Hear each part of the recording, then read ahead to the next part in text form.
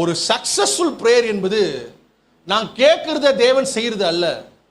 ஒரு successful prayer என்றது உன்னுடைய சித்தத்தை மாற்றி தேவ சித்தத்திற்கு உன்னை அலைன் செய்வதுதான் ஒரு வெற்றிகரமான ஒரு ஜபம். எத்தனை பேர் நம்புறீங்க? அப்ப ஆண்டவர் ஜபத்துல ஒரு ஒரு பெரிய கிரியையை செய்றார். என்ன செய்றார் தெரியுமா?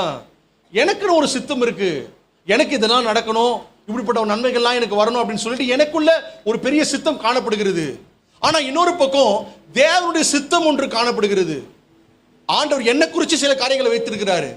அப்போ இது எல்லாமே மீட் பண்ற ஒரு இடம் என்ன தெரியுமா? ஜபம். அதான் பிரேயர் வந்து ரொம்ப அசால்ட்டா எடுத்துடக்கூடாது நம்ம யாருமே. இது ரெண்டுமே மீட் பண்ற இடம் தான் ஜபம். ஒரு பக்கம் என்னுடைய சித்தம், இன்னொரு பக்கம் தேவனுடைய சித்தம். இப்போ ஒரு விசுவாசியானவன், தேவ பிள்ளையானவன் எதை நம்பணும், என்ன செய்யணும் ஜபத்தில் அப்படின்னு கேட்டீங்கன்னா, ஆண்டவரே என் சித்தம் அல்ல ஆண்டவரே, உங்க சித்தம். ஹல்லேலூயா.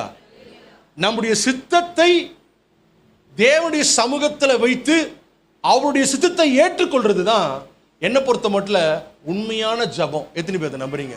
ஹல்லேலூயா. நீங்க கேட்கலாம், வேதத்தில் இப்படிப்பட்ட ஒரு உதாரணம் இருக்கா? இயேசு இதுதான் செஞ்சாரு. தேவனுடைய சமூகத்தில் தன்னுடைய சித்தத்தோடு அவர் போறாரு. ஆண்டவரே உங்களுக்கு சித்தமா இருந்ததுன்னா இந்த பாத்திரம் எனக்குள்ள நீங்கட்டும் ஆண்டவர் அப்படின்னு சொல்லி தேவனுடைய சமூகத்தில் போறாரு. ஆனா அப்படி போன ஆண்டவர் தேவனுடைய சமூகத்தில் அழுறாரு. அவருடைய அழுகையினால வேர்வை முழுதும் ரத்தத்தின் பெருத்துளைகளாக கீழே விழுந்தது. இப்படி ஜெபிக்கிற ஒரு தேவன் தன்னுடைய சித்தத்தை நிறைவேற்றுவதற்கு ஜெபித்தாலும் ஆண்டவர் என்ன செய்றார் தெரியுமா?